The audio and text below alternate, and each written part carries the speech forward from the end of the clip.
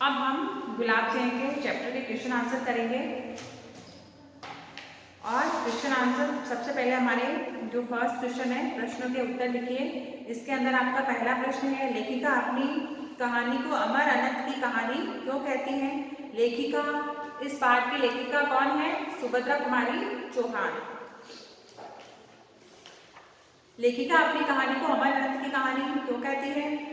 लेखिका ने अपनी कहानी को अमर अनंत की कहानी कहा है क्योंकि हर काल और हर देश के निवासी अत्याचारी शासकों का विरोध करते हुए बलिदान देते रहे हैं। ये इस क्वेश्चन का आंसर है। बहन के प्रेम की कौन सी बात भाई के मन पर सदा के लिए छप गई? तो बहन के प्रेम की कौन सी बात जो भाई के मन पर सदा के लिए छप गई, वो ये है, माँ ने बीमार भाई का खाना बिल्कुल रोक दिया था। बहन ने माता पिता के गुस्से की परवाह न करते हुए सबसे छिपकर भाई को गुड़ चने खिलाए। बहन के प्रेम की यह बात भाई के मन में सदा के लिए छप गई। इसका वीडियो ऑन है और माइक अनम्यूट है। ठीक है, तो ये अपना सेकंड का आंसर है। उसके बाद में थर्ड का आंसर है, बादशाह का क्या हुक्म था? उसका हुक्म किसने तोड़ा?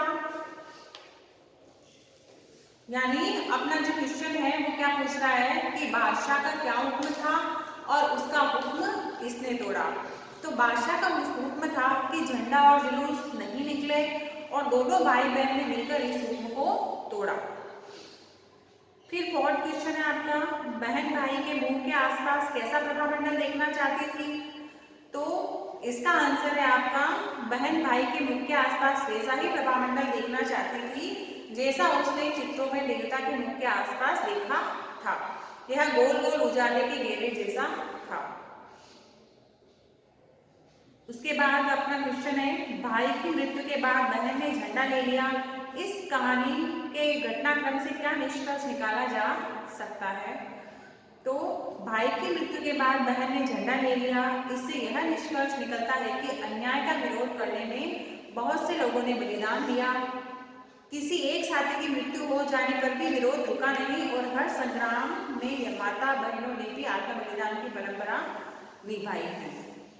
यानी भाई की मृत्यु के बाद बहन ने झंडा ले लिया। कहानी के इस घटनाक्रम से क्या निष्कर्ष निकलता है कि भाई की मृत्यु हो गई, उसके बाद भी बहन ने झंडा ले लिया। तो इस कहानी से यह निष्कर्ष निकलता है कि भाई की मृत्यु के बाद बहन ने झंडा ले लिया। इससे यह निष्कर्ष निकलता है कि अन्याय का विरोध करने में बहुत से लोगों ने बलिदान दिया। किसी एक साथी की मृत्यु के हो जाने पर भी विरोध रुका नहीं और हर संग्राम में माता बहनों ने भी आत्म बलिदान की परंपरा ठीक वैसे ही निभाई। फिर है अपना छठा क्वेश्चन, इस कहानी से हमें क्या शिक्षा मिलती है, या फिर यह कहानी हमें क्या सिखाती है? ये आपका जो क्वेश्चन है वो थोड़ा सा गलत टाइप हुआ है कि इस कहानी हमें क्या सिखाती है। यानी कि क्वेश्चन आपका ये बनना चाहिए कि यह कहानी हमें क्या सिखाती है, या इस कहानी से हमें क्या शिक्षा मिलती है।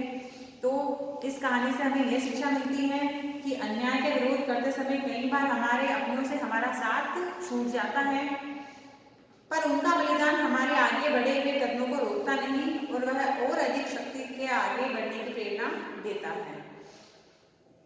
तो मैं दोबारा रिपीट कर रही हूँ इस आंसर को कि यह कहानी हमें सिखाती है कि अन्याय का विरोध करते समय कई बार हमारे अपनों से हमारा साथ छूट जाता है, पर उनका बलिदान हमारे आगे बढ़े हुए कदमों को रोकता नहीं है, वह और अधिक शक्ति से आगे बढ़ने की प्रेरणा देता है। यानी जो हमारे अपनों का साथ हमसे छूट जाता है, लेकिन जो उनका बलिदान है वो हमें रोकता नहीं है कि हमारा अपना कोई चला गया तो अब हमें चुप बैठना चाहिए। मतलब बल्कि ऐसा होता है कि आपका अपना कोई चला गया तो हमें और आगे बढ़ने की वो प्रेरणा देके जाता है कि मैं तो चला गया हूँ, मैंने अपना बलिदान दे दिया है, लेकिन तुम उस विरोध को तुम आगे बढ़ाओ और अपने कदम को मत रोको।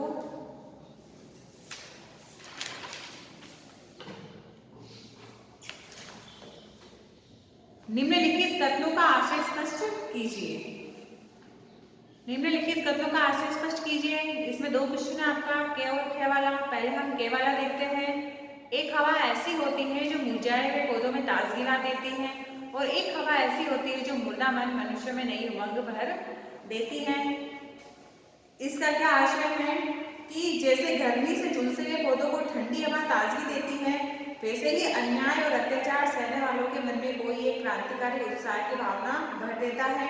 वह उनके मुरझाए हुए मन में स्वतंत्र होने की आशा जगा देता है। फिर ख वाला है इसका, बादशाह का हुक्म था कि जुलूस नहीं निकलेगा, कौमी झंडा नहीं निकलेगा, पर जुलूस निकला और झंडा भी निकला। इसका क्या आशय है कि अत्याचारी बादशाह नहीं चाहता था कि जुलूस और झंडा निकले, पर अन्याय और अत्याचार का विरोध करने वालों ने अपनी जान की परवाह नहीं की और जुलूस निकाला। ऐसे ही उत्साही युवक देश को स्वतंत्र कराने के लिए चिंगारी घर घर तक फैलाते हैं। फिर है आपका बुक पार्ट, बहन चुपके से गुड़ और चने क्यों चुरा लाई? अपनी भूख मिटाने के लिए, भाई को खिलाने के लिए, भिखारी को देने के लिए, खुद खाने और भाई को चिढ़ाने के लिए। तो बहन गुड़ चने क्यों लेकर आई? भाई को खिलाने के लिए। तो ये वाला इसमें सही है। बड़ा जालिम था वह बादशाह। इस पंक्ति में बादशाह कौन था? तो इस पंक्ति में बादशाह कौन थे? अंग्रेज थे, क्योंकि हम उस वक्त अंग्रेजों के गुलाम थे। भाई ने अपने खेलने के डंडे में किसे बांधा? तो झंडे के कपड़े को। भाई ने अपने खेलने के डंडे में झंडे के कपड़े को बांधा। जुलूस पर गोली किसने चलाई? बादशाह के सिपाहियों ने चलाई। यदि उस वीर बालक का नाम गुलाब सिंह हो सकता है तो वह कहाँ का निवासी हो सकता है? गुलाब सिंह कहाँ का था? तो गुलाब सिंह जबलपुर का था।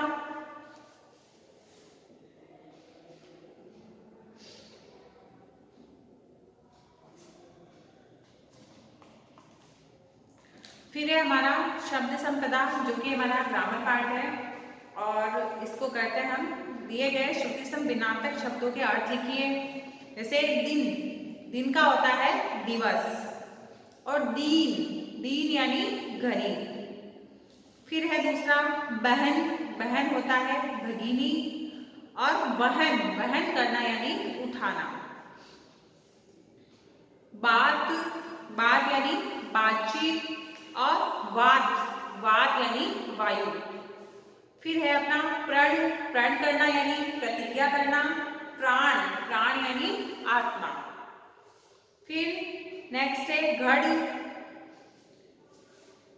घड़ यानी युक्ता, और घड़ यानी किला। घड़ यानी चुभना, और घड़ यानी किला। फिर और यानी तरफ, और और यानी तथा।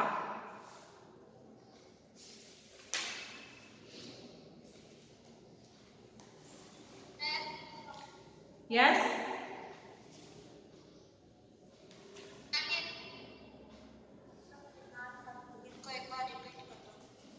अच्छा बुक पार्ट को रिपीट करूं या इनको श्रुति सम भिन्नार्थक शब्दों के अर्थ लिखिए?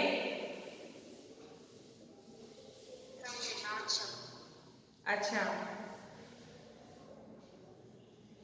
ब्लैक बोर्ड दिख रहा है आपको? मैं लिखवा देती हूँ।